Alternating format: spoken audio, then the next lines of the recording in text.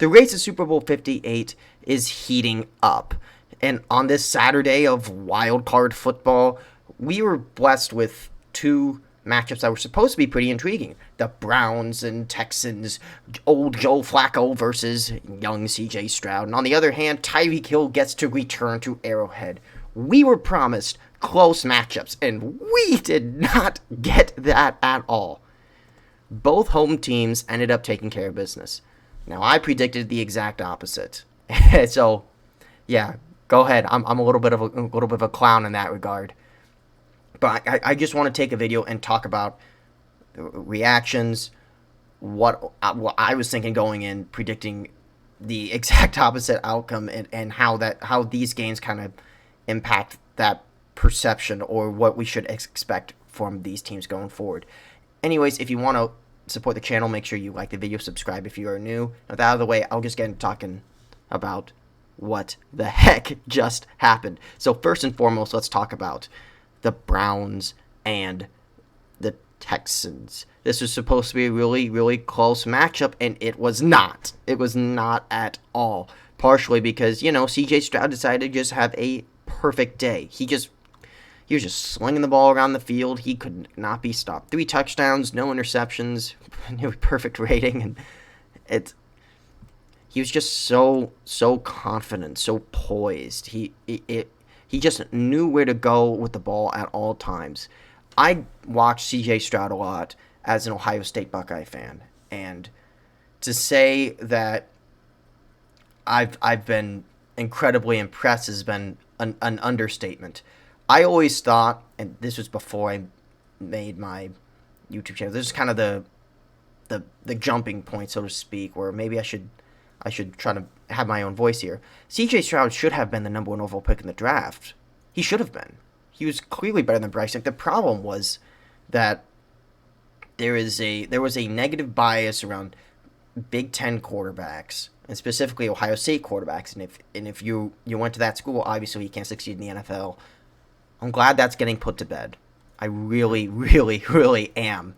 C.J. Stroud is a huge part of the reason that this team has been successful at all, and he has been so much fun to watch. He has. He's just been great, and he's just got that it factor. It's a little hard to explain, but a big part of this game, the Browns were down 10. They had the ball. They had just made a crucial stop, and Joe Flacco decided that it was time to break Cleveland's hearts by having 2 pick sixes.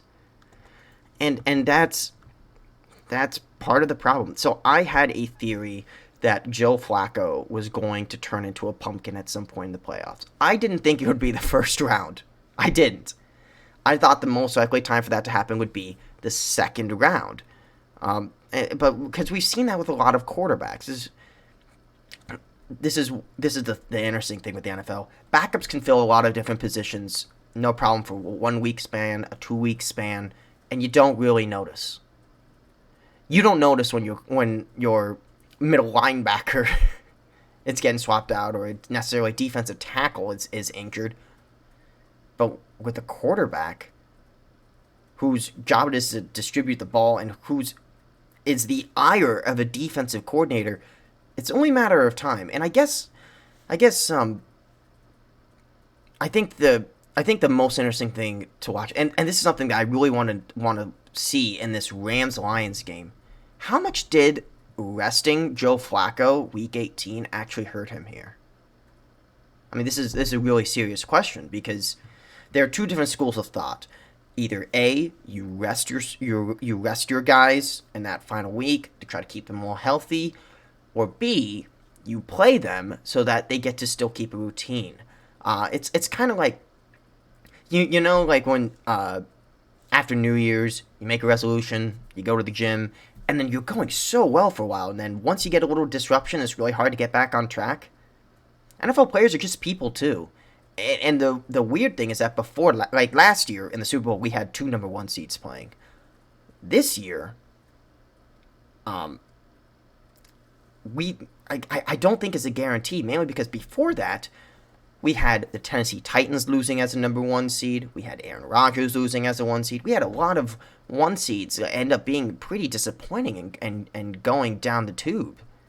So I really want to see, like, I would love to see an alternate scenario where Joe Flacco played Week 18. Like, does this look the same, or do we start to see him become or was this time no matter what? Because Joe Flacco was on a heater coming into this game. And I really think that week of rest may have played maybe a little bit of a role in it, maybe a little bit more than people want to admit. Like, because the first pick six wasn't terrible, the second pick six was awful, and furthermore, when it comes to the Cleveland Browns, the moment you lost Nick Chubb, it was kind of a backbreaker, because without him, I mean, you couldn't run the ball. So then you had to rely on the 38-year-old quarterback against a young rookie with plenty of energy, which again is not ideal. And this the awful thing is that this is a lost season now for the Browns. It's a lost season. Your defense was playing amazing. They were great. And yet you have nothing to show for it. Not even one playoff win. If Baker Mayfield goes out and beats the Philadelphia Eagles, you got some problems. Like, you got to do some real soul searching, because you gave up all this draft capital. You gave this for Deshaun Watson. You gave him a massive contract, and he's not even here when you need him the most. You should have kept Baker Mayfield. But you got scared the moment Cincinnati got to a Super Bowl, and you thought you couldn't win with Baker Mayfield, so you had to upgrade. Well, guess what? You downgraded. So, hats off to Houston. It's going to be really interesting to see what happens in the next round of matchup, because the most likely scenario is that the Texans take on Baltimore, which was C.J. Stroud's very first regular season game, Week 1. I originally actually picked the Texans to upset Baltimore in Week 1, mainly because I thought that the Texans were going to be a little bit better than people give them credit for. Now, I figured they'd be around more 500, not necessarily what they, like, a playoff team. I don't think anyone did. But if there is one team that's going to be able to give C.J. Stroud fits, it's honestly the worst possible matchup for him. If you were a Texans fan, you should have been rooting for the Chiefs, because Baltimore, top to bottom on the defensive side of the with loaded. With Roquan Smith, with a bunch of different players, and they're going to be coming off a bye week. So Baltimore, who usually has a lot of injury problems, is going to have a lot of well-rested guys. So this is going to be a really tough matchup for Houston, but I really, really think that, it's a great day to be a Texans fan right now. It is. So it's a bright future with DeMeco Ryans and C.J. Stroud at the helm. Now let's talk about the next matchup, and that was the Dolphins versus the Chiefs. Now, to say that this was, again, a blowout would be a little bit of an understatement, because it was a lot closer than what the score gave it credit for, but not really. So I didn't think the weather would be as much of a factor as it ended up being, partly because Kansas City has had a lot of wide receiver drop issues. Gotta call a spade here. They haven't been able to catch a ball. Now, in the freezing cold, you gotta catch a ball that's basically a floating brick, which is it's hard to do. So I thought that in some ways this would exacerbate the issue, and you could actually see this during the game. Kansas City's offense in the red zone was not very effective, partly because of not being able to catch the ball quite as well, because Miami's red zone defense was not very, very good. The frustrating thing with watching the Miami Dolphins game is that, like, there was one drive in particular, you were just running the ball, getting 5-6 yards a chunk, it's 3rd and 2, and then you don't run the ball, you throw it twice. Why? That was just odd. The reason that I was very skeptical of the Kansas City Chiefs this year, and in the postseason, coming into this game, was because A, they were 0-3 against playoff teams at home. True stat. They were 1-4 against teams with a winning record, but that one win was against the Cincinnati Bengals, who, if the Browns would have played their starters, they probably would have had a losing record. And 4-4 overall at home. They were not a great home team this year, which is a really, really weird thing to say. They were better on the road than at home. So, I thought that would play a little bit of a factor, because it's just weird to see such a switch up, because Arrowhead was such a big advantage in theory. But I also saw, especially with the way the season played out, a ton of similarities between Kansas City and then one other particular team. I actually made a YouTube short about it way back in the day, right before the season. And that is the Golden State Warriors in 2022. Don't believe me? Let's talk about it real quick. First and foremost, between Golden State and Kansas City, you had two teams with Hall of Fame veteran core players with a bunch of younger guys mixed in.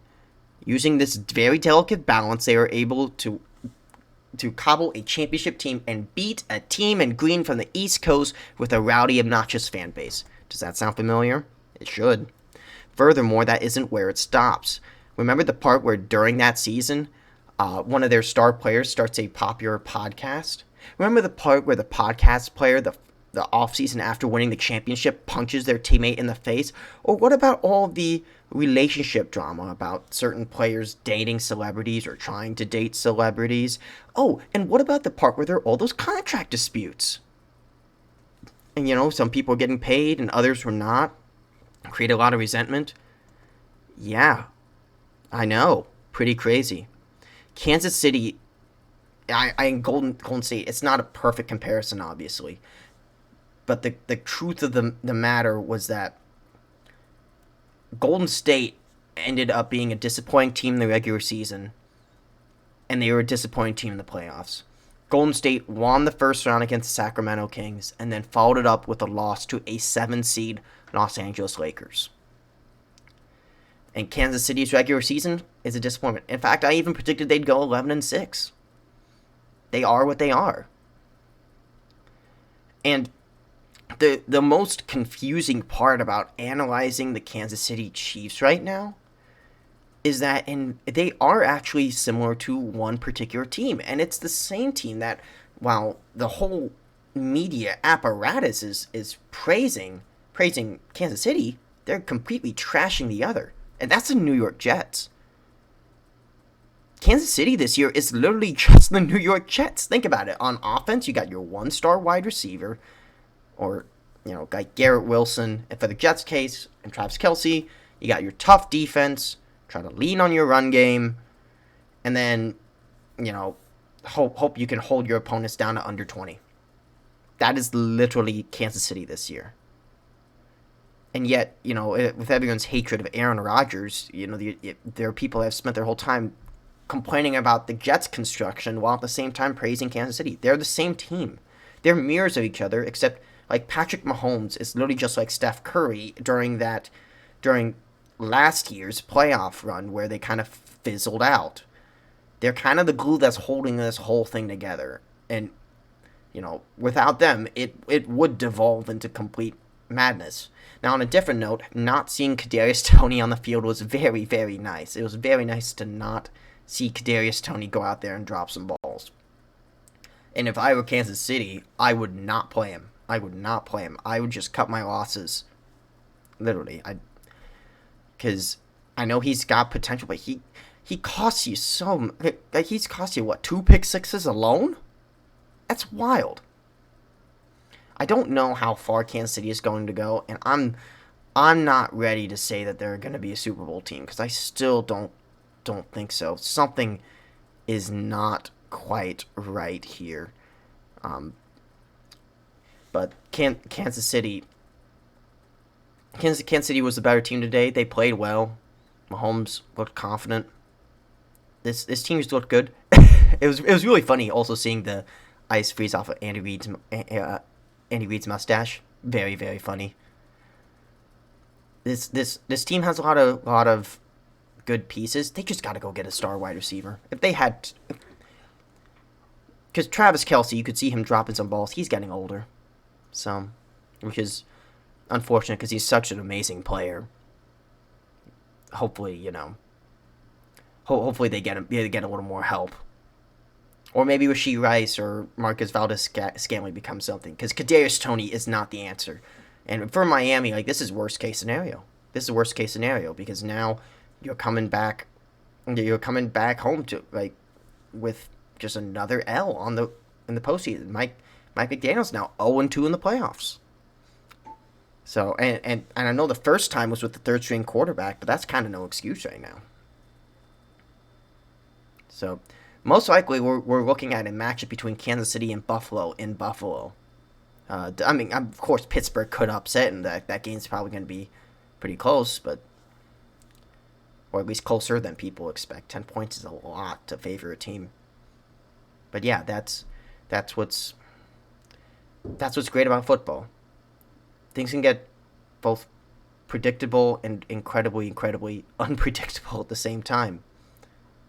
So we'll have to see how the rest of the postseason plays out. Anyways, guys, thanks for watching.